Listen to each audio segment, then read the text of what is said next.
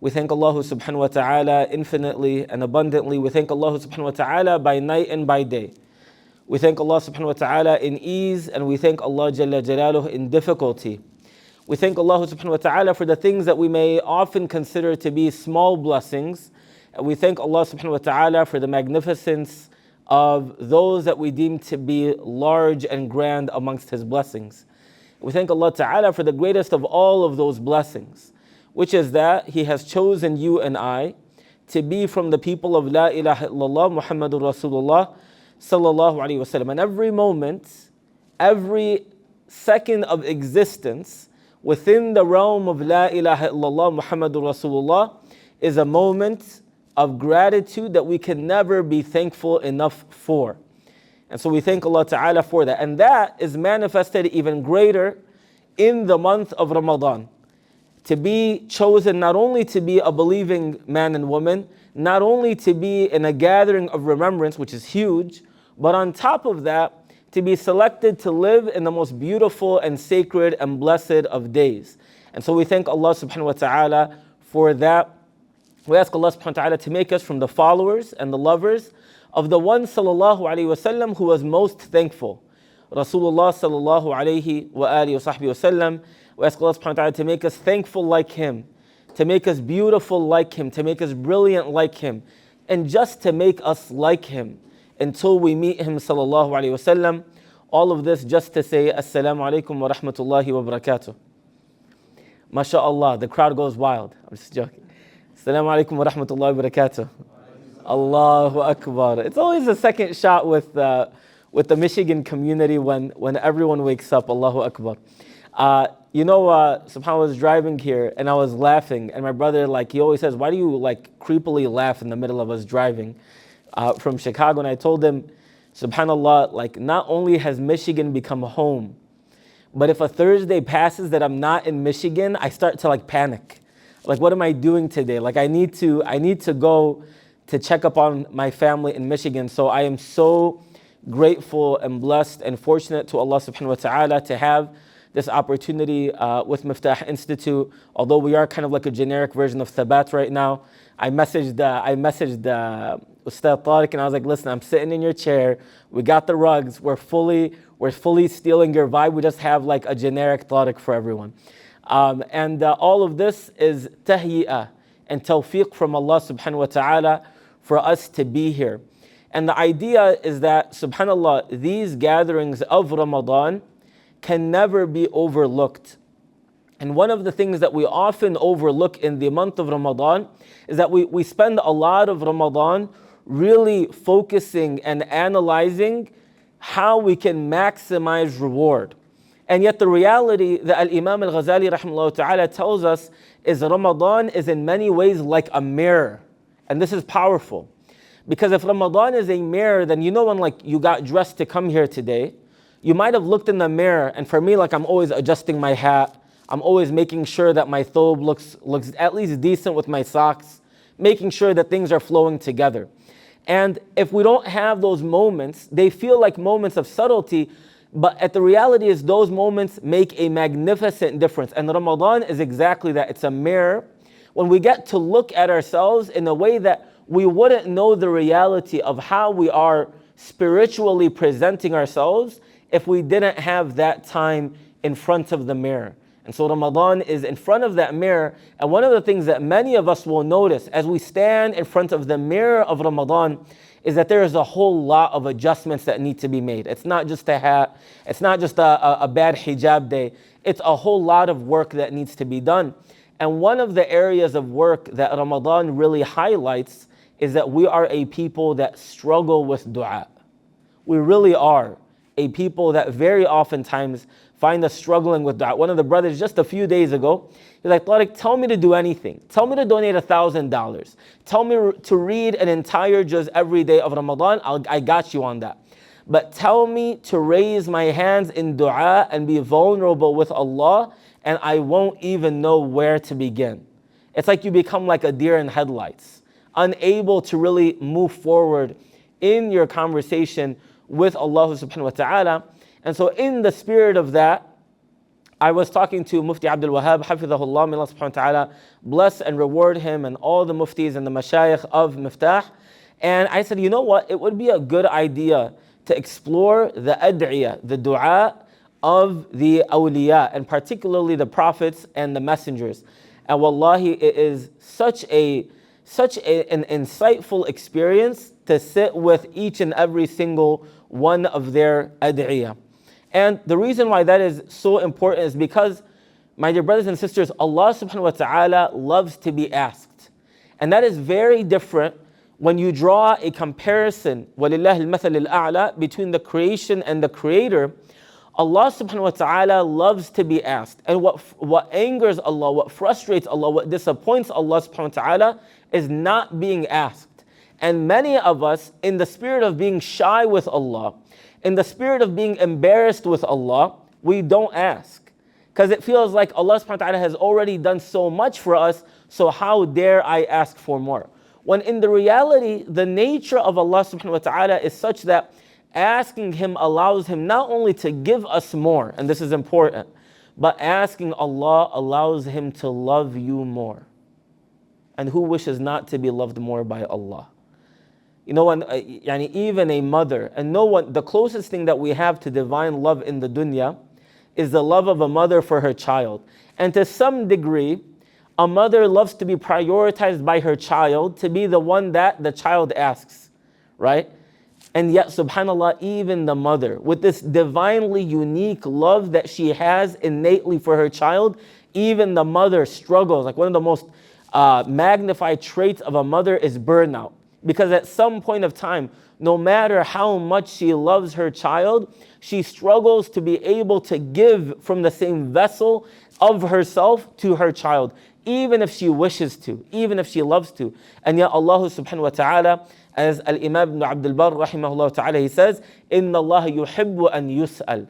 Allah loves to be asked. Not only does Allah subhanahu wa ta'ala love to be asked, but Allah subhanahu wa ta'ala deems it disrespectful, unbecoming, and unacceptable for those who have faith in Him to not ask of Allah subhanahu wa ta'ala. Do you know why? Because one who doesn't ask Allah, it is an indication of them not truly knowing Allah. Because if we know Allah حَقَّ مَعْرِفَتِهِ, if we know Allah for who He truly is, we wouldn't be able to ask anyone but Allah. إِذَا سَأَلْتَ فَاسْأَلِ اللَّهِ إِذَا سَأَلْتَ فَاسْأَلِ اللَّهِ وَإِذَا اسْتَعَنْتَ فَاسْتَعِنْ بِاللَّهِ. If you ask, ask Allah. And if you seek help from Allah subhanahu wa ta'ala. And the reality of that dua is it becomes, subhanAllah, cognitively, that I ask Allah and then I just watch Allah subhanahu wa ta'ala do what He does. I take the asbab, but the asbab no longer become the issues of codependence or over-dependence on people. It's that I've asked Allah subhanahu wa ta'ala and now I'm moving forward with my journey, and in a way where I am not overly dependent on any of His creations. I'm just witnessing Allah ta'ala do what He subhanahu wa ta'ala does. And that's why one of the scholars, he says, من علامات الإجابة أن يوفقك الله للدعاء. If you want to see a sign that Allah subhanahu wa ta'ala loves to answer you, it is in fact in the fact that you made dua in and of itself. Simply the fact that you're making dua is a sign that Allah ta'ala will answer your dua. There is no creation that doesn't need. There is no creation that is free of needs and voids and pain and difficulty. Yet how many people do we know that need a job and don't ask Allah ta'ala for a job? How many people are in need of food and they don't turn to Allah subhanahu wa ta'ala in need of that sustenance or nourishment? So simply Allah subhanahu wa ta'ala guiding us to be a people who call upon Him for our needs, that is a sign that Allah ta'ala is ready to answer us. It is a sign of tawfiq from Allah subhanahu wa ta'ala that we even ask for that dua. But then Al-Imam Abdullah ibn Muhammad, he continues and he says, وَلَكِنَ الدُّعَاء لَا يَكُونُ مِنْ طَرَفِ اللِّسَانِ. And that is the entire spirit of this series, is that we want to transition, my dear brothers and sisters, from a dua that's like mechanical, from a dua that seems haphazardly done, From a dua that may be done out of obligation or out of reverence, to a dua that is indicative of an intimately near and vulnerable connection with Allah subhanahu wa ta'ala. Because that's the track records of the prophets of Allah, is that they made dua to Allah because Allah was that close to them. Yes, فَإِنِّي قَرِيبٌ أُجِيبُ دَعْوَةَ الدَّاعِ إِذَا دَعَانِ. But not only was Allah close to them by His will, but they were close to Allah by their will. See what it is? It's not only that Allah subhanahu wa ta'ala is near to us because that's the trait of Allah, but it is that we conscientiously and mindfully choose to be closer to Allah subhanahu wa ta'ala. And so they say, ولكن الدعاء لا يكون من طرف اللسان بل لا بد أن يصدر من صميم القلب. That the reality of a dua is it doesn't just flow from the tip of the tongue, it actually comes from the depths of the heart. I want you to try right now to say astaghfirullah 3 times. And by the 3rd time, I want us to try to bring it out from the core of our hearts. Let's try that for a moment.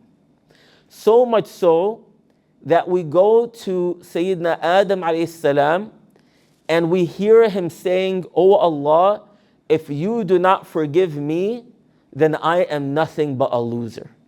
So to make dua as simple of a dua as astaghfirullah, to say it 3 times, and by the 3rd time to make sure that the dua transcends from being at the tip of the lips to sitting in the chest, maybe by the 2nd time sitting in the chest, but by the 3rd time to say astaghfirullah and feel it coming from the depths of your heart. Let's practice that for a moment.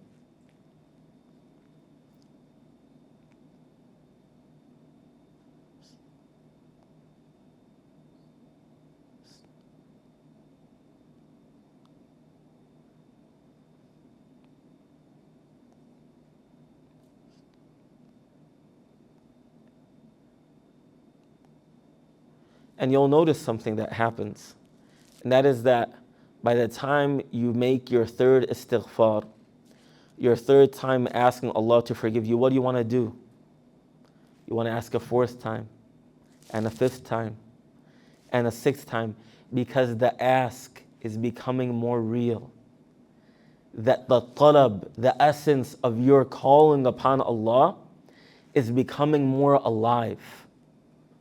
And you wanting Allah to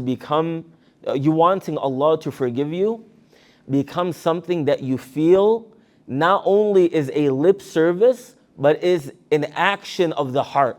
And that is my favorite translation of what dua is. It's a call of the heart. It's a call of the heart, not a call of the tongue. It's a call that begins from the heart. And that's why Al-Imam Al-Allama Abdullah ibn Muhammad rahimahullah, he says, number 1, the sign of istijaba, that Allah is going to answer your dua, is that Allah Ta'ala guided you to dua, that Allah subhanahu wa ta'ala allowed you to feel the need to ask Allah for whatever it is that you need to ask for. But the 2nd thing is that you're able to get the dua not just to come from the tongue, but for the dua to penetrate past the tongue, to go through the throat, to go into the chest, to reach the chambers of your heart. And from the chambers of your heart, you say, Ya Allah, forgive me. Ya Allah, love me. Ya Allah, help me. Ya Allah, guide me. That the chambers of your heart are connecting with Allah through your dua. And that is when we begin to feel that the heart is actually connecting to Allah. And that's why he says, min alamat hayy al-qulub, and from the signs of a heart that is alive, is that when you're in your dua, you know how when you stand up in prayer, you make a conscious choice to face the qibla. A dua that is impactful and effective, it's like your heart was facing your career. Your heart was facing that person you want to marry. Your heart was facing your children that you're so consumed by. And now your heart turns and your heart is facing Allah. And the heart is directed to Allah when you're in your dua. And no matter what you're talking about, your heart is like facing the qibla of Allah Ta'ala when you're calling upon Him, and this is a sign of an accepted dua. And that's why, subhanAllah, the scholars, they say when you begin to make dua, you ask yourself, what is the qibla of my heart right now? What is the direction of my heart right now? And to make sure that it is facing Allah subhanahu wa ta'ala. And then he continues and he says, فَاللَّهُ لَا يَخِيبْ دُعَاءَهُ وَلَا يَرُدَّهُ, that the one who is turning to Allah and has been facilitated to be making dua, and it's not just coming from the tongue, it's not even coming from the chest, it's coming from the chambers of the heart, and the heart is facing Allah. What does it mean for the heart to be facing Allah?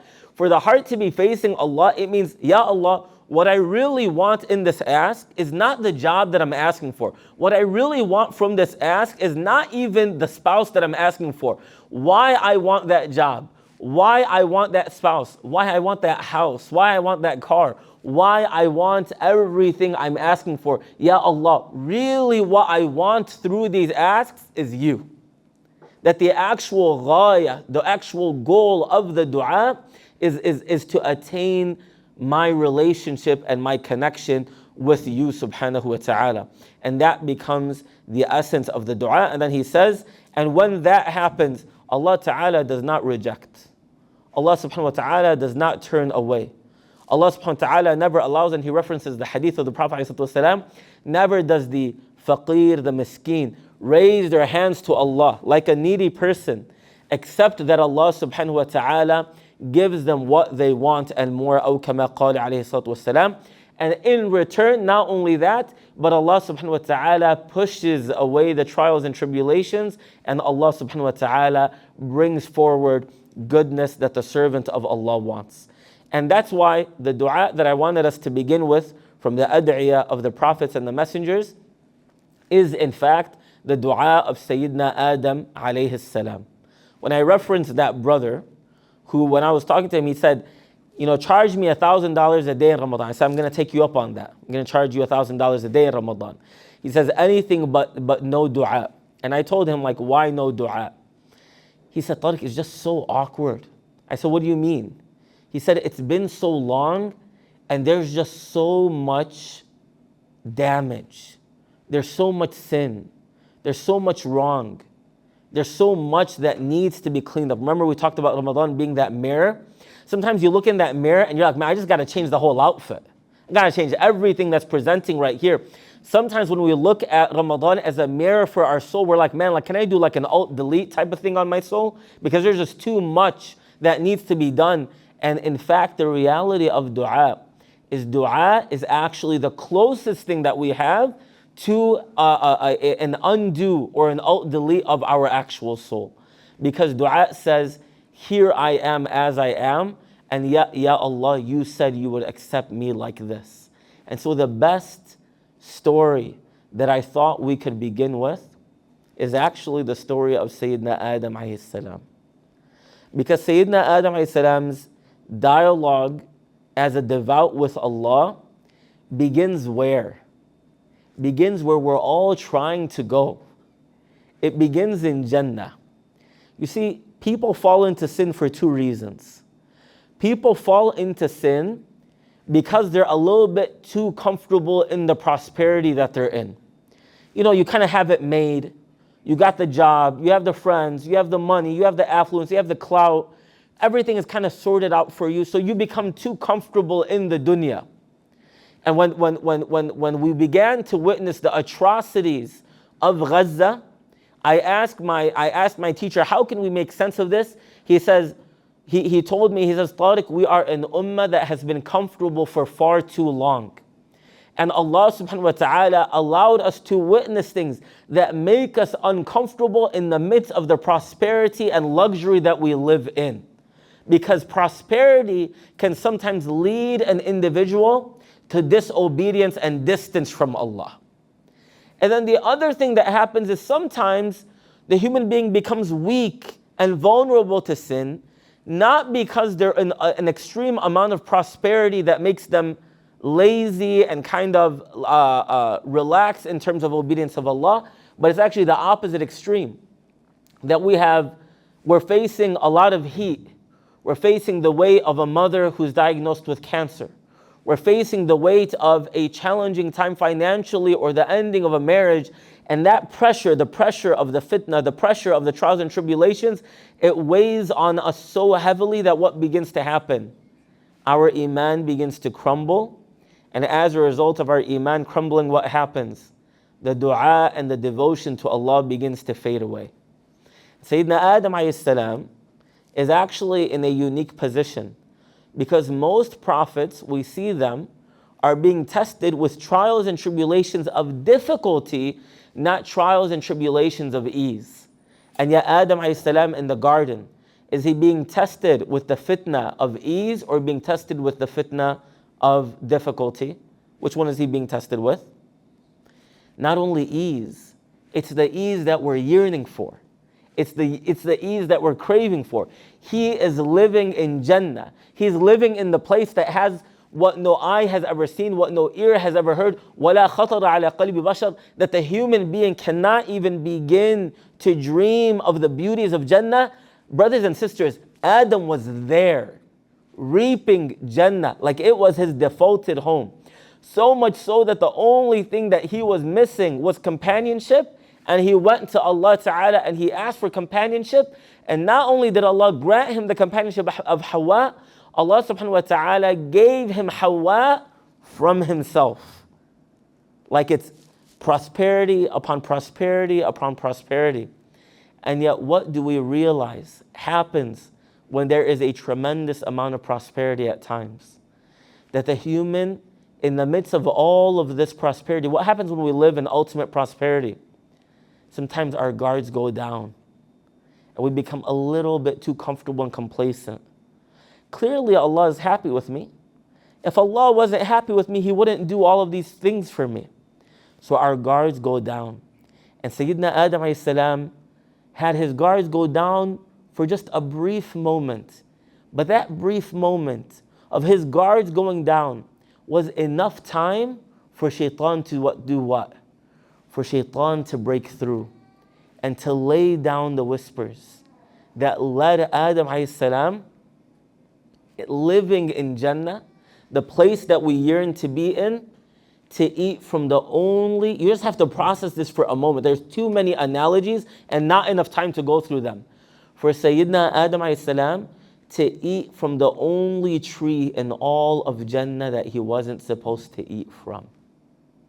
The only tree in all of Jannah, the vastest and most beautiful and remarkable of gardens, to eat from the only single tree he wasn't supposed to eat from. And he's Adam alayhi salam, a prophet of Allah, who spoke directly to Allah, who was fashioned by Allah in a way that no other human being was. And he ate from that tree. That brother that I asked, why not talk to Allah?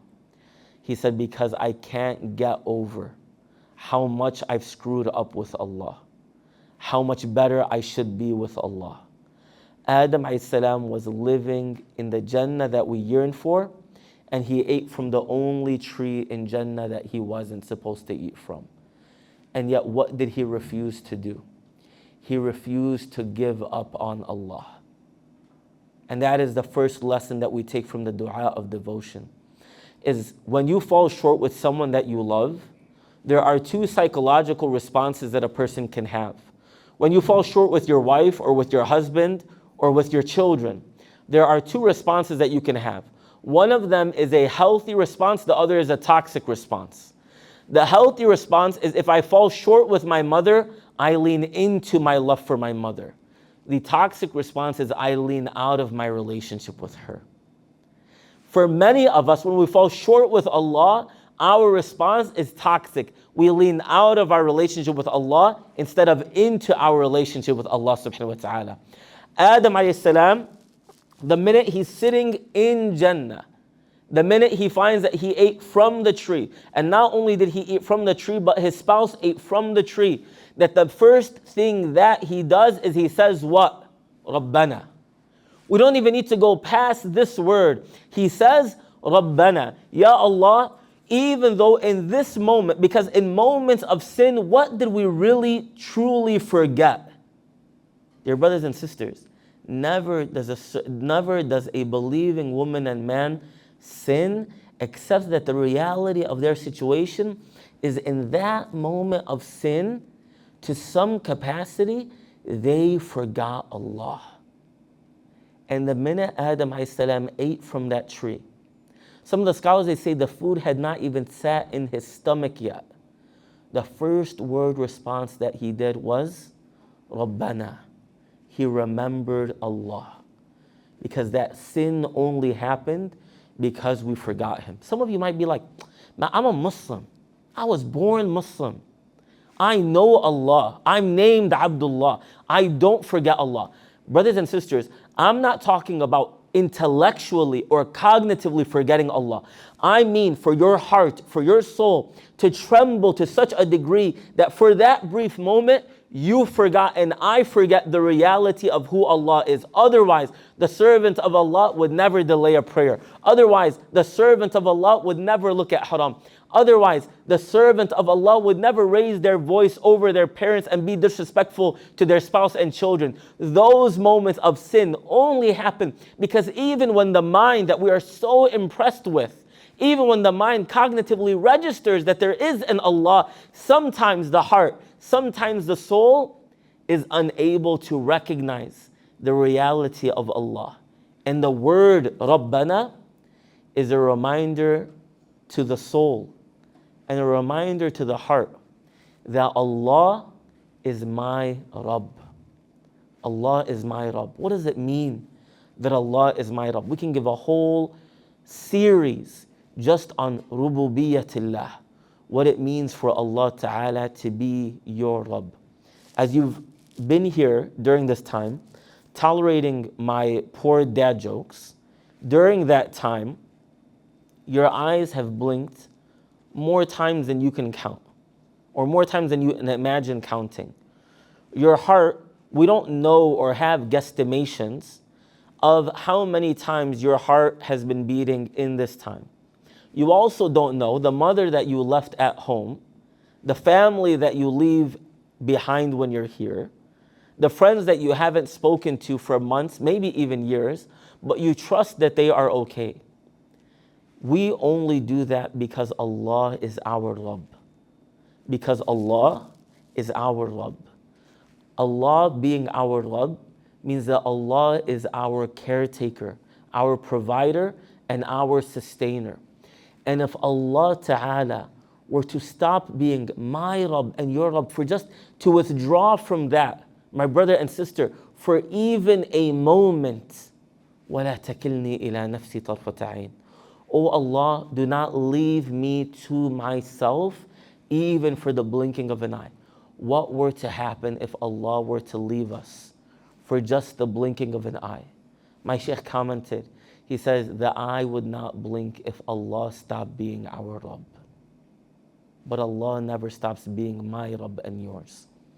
And Sayyidina Adam alayhi salam ate from that tree, and Hawa alayhi salam ate from that tree because for that brief moment, Allah Ta'ala was forgotten from the heart. And the first response was, Rabbana.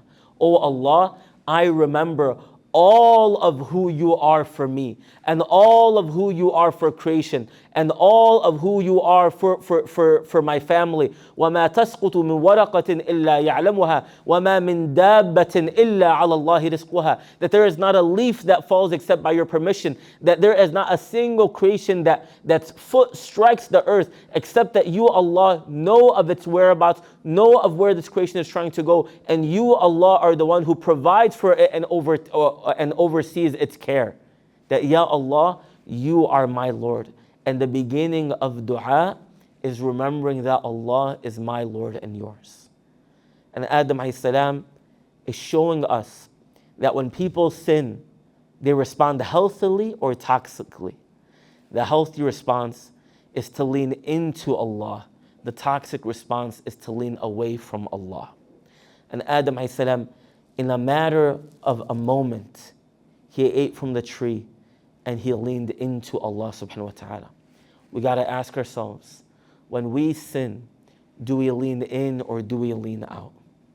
Sayyidina Adam alayhi salam, he does that, and we mentioned before in the detox series that we were doing, that there are three realities that leads the servant to be at a great maqam with Allah. And the first is i'tiraf ma'rifati haqiqatillah, to know the reality of Allah, the word Rabbana. You know, if you go to the streets of Yemen and you go to Hadramaut and you sit after Fajr in some of the masajid, you will see groups of children, 3 years old, 5 years old, 7 years old, sitting, and their Shaykh, their guide will tell them, all I want you to do for the next 20 minutes is to say, Ya Allah, to condition your heart and your soul to know that Allah is the only one worthy of you calling upon.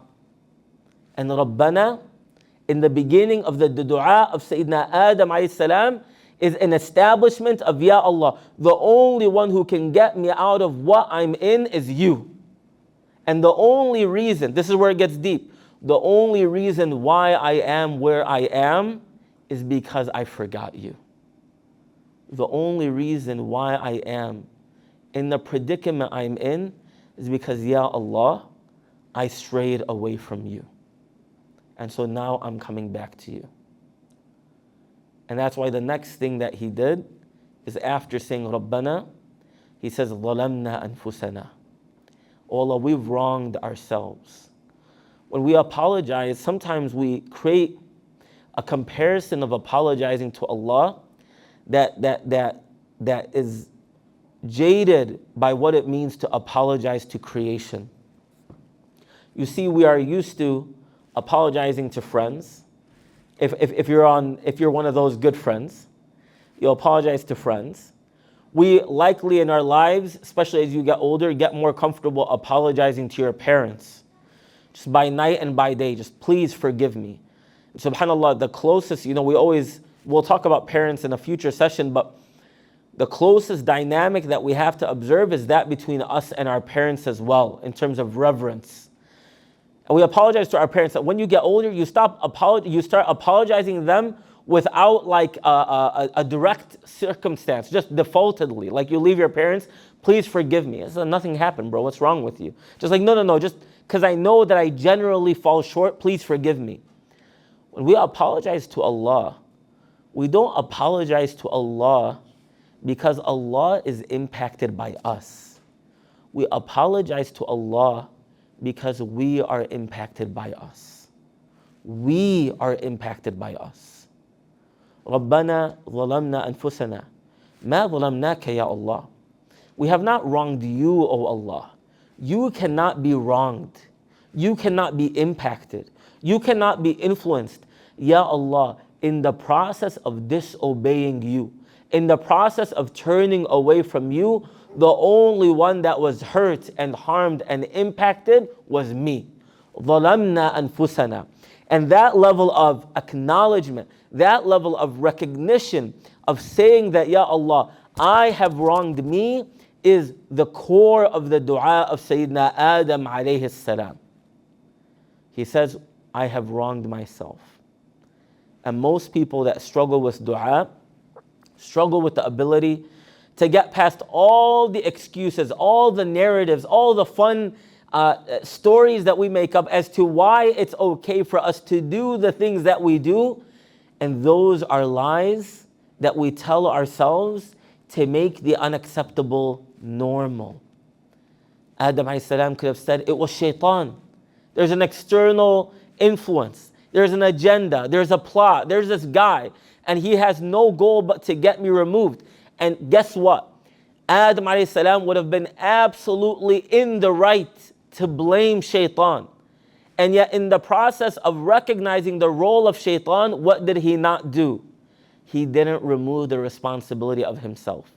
And this is a powerful lesson, because in his dua, Sayyidina Adam alayhi salam did not reference shaitan at all. He was fully aware, fully acknowledging the role that shaitan played that led him to eating from the tree. We don't need to dismiss the fact that bad friends lead us to bad decisions. We don't need to ignore the fact that people will lead us away from Allah, that places will lead us from Allah, that problematic tendencies will lead us from Allah. But Adam alayhi salam didn't even reference those things in his dua. He says, Ya Allah, my sin is a me problem. My sin is a me problem. And I can say that it's because my dad wasn't all that good of a person. I can say that it's because I went to like the public schools of Dearborn and God alone knows about the public schools of Dearborn. Like I can write a whole book as to why I am the way that I am. But when I'm with you, Ya Allah, like my problems are my problem. And my sins are my problem. And guess what? ظَلَمْنَا أَنفُسَنَا. And not only that, وَإِن لَمْ تَغْفِرْ لَنَا وَتَرْحَمْنَا لَنَكُونَنَّ مِنَ الْخَاسِرِينَ. And oh Allah, if you choose not to forgive me because of who you are, and if you choose not to have mercy on me because of who you are, then I will not be anything but a loser in every element of who I am. That Ya Allah, you've given me so much wealth, you've given me so much health, you've given me so much freedom, but Ya Allah, if I don't have your forgiveness, then I have nothing. It reminds me of Sayyidina Umar radiallahu ta'ala anhu. We mentioned this before. Sayyidina Umar radiallahu ta'ala anhu, when he stabbed in the murder of Sayyidina Umar, he drinks the milk to see if he's going to be able to survive the wound, and the milk seeps through and it goes out, and they know that it's just a matter of moments. Sayyidina Umar radiallahu ta'ala anhu, he sends Abdullah ibn Umar to do two things. The first is to go ask Aisha if he can be buried next to Sayyidina Rasulullah and Sayyidina Abu Bakr radiallahu ta'ala anhu.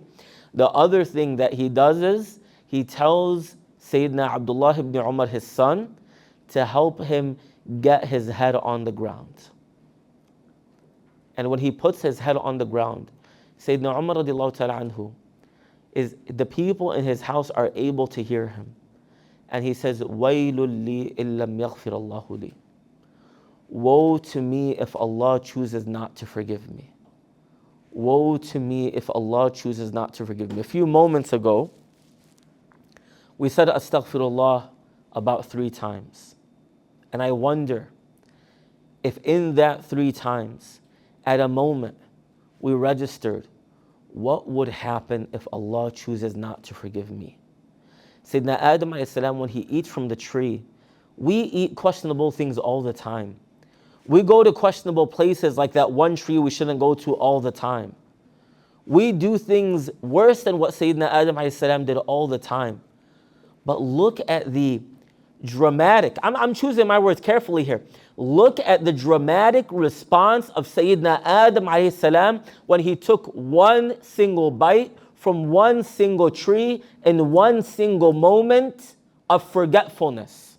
What does he say? He says, "Oh Allah, I wronged myself dramatically. I extremely transgressed in a way that displeases you." He just took a single bite from a single tree in a single moment in a single day. And he's saying, "Ya Allah, I wronged myself dramatically and problematically. And oh Allah, if you choose not to forgive me and have mercy on me, then I am nothing but a loser." لَنَكُونَنَّ تَوْكِيدًا بَعْدَ تَوْكِيد. It's affirmation after affirmation that, Ya Allah, there are a lot of things that I can question in life, but no shadow of a doubt, Ya Allah, from this single sin, of this single moment of weakness, from this single experience of biting a single bite into a single fruit, Ya Allah, that moment was a moment that I transgressed in the most unacceptable of ways. And if you choose not to forgive me for this single sin, then I will be nothing without doubt but the biggest of losers. Not even that I will li'akhsir or linakhsir, that we will be losers, but that I will carry the title of being a loser. It's just like, yo, bro, chill out for a second. You just took a bite. We take bites all the time. We take a wrong look all the time. We listen to wrong tracks all the time. We miss prayers all the time. Do we respond with the desperation, with the urgency, and let me be very direct, with the fear of unacceptance that Sayyidina Adam alayhi salam did when he did that one single sin? Oftentimes, instead of normalizing righteousness, we've normalized sins in our life. And so when you look back, and you look at the times that you raised your voice at your parents, and you look at the times that you were disrespectful to your own children and spouse, when you think of the times that you closed the Quran too quickly and too harshly, and you went elsewhere but the house of Allah, we normalize those sins. When Adam alayhi salam, from the single sin, he felt like if that sin is not forgiven, then I can't be anything but a loser. That is the type of calling that we make with Allah. And that's a place that takes a lot of ma'rifatillah, a lot of knowing the reality of Allah in the word Rabbana, remembering who Allah is, and then the knowing of the reality of ourselves. ظَلَمْنَا أَنفُسَنَا ظُلْمًا كَثِيرًا وَلَا يَغْفِرُ الذُّنُوبَ إِلَّا أَنْتَ وَإِن لَمْ تَغْفِرْ لَنَا وَتَرْحَمْنَا لَنَكُونَنَّ مِنَ الْخَاسِرِينَ. And not only that reality of Allah and that reality of ourselves, but the reality of this dunya. And part of the reality of this dunya is that this dunya will end. And اليوم نختم على أفواههم وتكلمنا أيديهم وتشهد أرجلهم. Sayyidina Adam alayhi salam, what must have he feared at that moment? What must have he feared at that moment? Standing before Allah in account. Standing before Allah for account. Because that moment defines who is the victorious and who is the loser. Everyone of creation can think you're a winner. Everyone of creation can think that you're at the top. But if on the day of judgment, Allah knows you to be a loser, then you and I will be nothing but losers. Part of the reality of this world is that it will end and we will stand before Allah subhanahu wa ta'ala. And so recognizing through the time of sin that وَإِن لَمْ تَغْفِرْ لَنَا وَتَرْحَمْنَا لَنَكُونَنَّ مِنَ الْخَاسِرِينَ. If you do not forgive us and if you do not have mercy on us, then we will be nothing but losers, is a reminder that there will be an accountability for every single thing that we do. And that's why one of the things that happens on the day of judgment, and we ask Allah subhanahu wa ta'ala to grant us this moment, is that Allah subhanahu wa ta'ala, and this is a hadith that's attributed to the Prophet ﷺ authentically. It's a beautiful hadith that we hear often. Ramadan is a time to visit the hadith that we know. That is that Allah subhanahu wa ta'ala draws the believing women and men near. And always, what did we say when we hear hadith? We imagine that the Prophet ﷺ sat you down like the Sahaba, like Mu'adh, right? Like Abu Bakr, and like he sat you down knee to knee. Think of your knee touching the knee of the Prophet ﷺ. Isn't that going to be so great? Your knee touching the knee of the Prophet ﷺ. And he used to hold their hands when he would advise them. Ya Allah, Ya Allah. Grant us the moment when we're holding the gentle and soft hands of the Prophet ﷺ. Grant us that moment. And the Prophet ﷺ's advice is from that heart, because it's not enough that the knees touch and it's not enough that the hands are held. The hearts connect with the words of the Prophet ﷺ. And when you look at the words of the Prophet ﷺ with your heart, wallahi, you will feel a warmth, you will feel a love that goes beyond any love you've ever felt from your spouse or your mother or your father or your children. And the Prophet ﷺ, he says, so two things that hadith does. One is it allows us to love the Messenger of Allah for his care for us. The other thing that it does is it allows us to remove the barriers between us and reality, because the Prophet ﷺ, he was sitting in a gathering like this, and there was a fire, and the Prophet ﷺ witnessed such a strange sight of the flies and the wasps and the mosquitoes throwing themselves into the fire, and the Prophet ﷺ brought his hand forward to shade the insects from throwing themselves into the fire, and he says, I am like that for the ummah of Muhammad sallallahu alayhi wasallam. Aw kama qala alayhi salatu wasalam. He says, I am here to shade a people that act in such a way, that speak in such a way, that miss prayers in such a way, that abandon the Quran in such a way, that it is as if they wish to see themselves thrown in the hellfire. And I am here, and my sunnah is here to shield them from the hellfire. Wallahi, some of us live such a life, it's as if we are desiring for the fire of hell to be our abode. And the Prophet ﷺ's sunnah removes the facade and the barriers between us and seeing the realities that we talked about, the three realities. And so the Prophet ﷺ, he says, and I'll end with this hadith, Inna Allaha yudinil mu'min, that Allah subhanahu wa ta'ala brings forward the believer on the Day of Judgment. And the second thing that a hadith does is it the part of it removing the barriers is we see ourselves in the future on the Day of Judgment. Look at yourself through this hadith. Allah calls the believing woman and man forward, and He draws you nearer to Him. And Allah begins to say, أَتَعِفُ ذَنْبَ كَذَا فِي يَوْمِ كَذَا يَوْمَ فَعَلْتَ كَذَا. Think of yourself. Close your eyes if you have to. Allah Jalla Jalalu speaks to you, O Umar, O Muhammad, O Fatima, O Maryam. Do you remember this sin on this day, the day that you did such and such, again and again and again and again? And the servant of Allah says, yes, my Lord. Yes, my Lord. Yes, my Lord. The hadith says, until the servant of Allah is completely drained of any hope, is left with zero hope, that they feel that they must be about to be told that they're destined for the hellfire. Then Allah subhanahu wa ta'ala says, سَتَرْتُهَا عَلَيْكَ فِي الدُّنْيَا وَأَنَا أَغْفِرُهَا لَكَ الْيَوْمِ. That I concealed it from the masses in the dunya, and today I forgive you for it. And the person, you my brother, you my sister, Allah Ta'ala write us from those people. They're given their book of deeds in their right hand. This is what happens to the servant of Allah that turns to Allah in dua. I don't talk about my sins to the public. I conceal my sins. And the first thing that I do, like Sayyidina Adam alayhi salam, is before the haram bite, before the haram gaze, before the haram walk is even settled, before it even sits in my stomach, or before it even settles in my vision or in my hearing, I turn to Allah. And I have a problem with the problem, O Allah. And Ya Allah, no excuses can make this anyone's problem but mine. Ya Allah, forgive me. What did Allah subhanahu wa ta'ala do?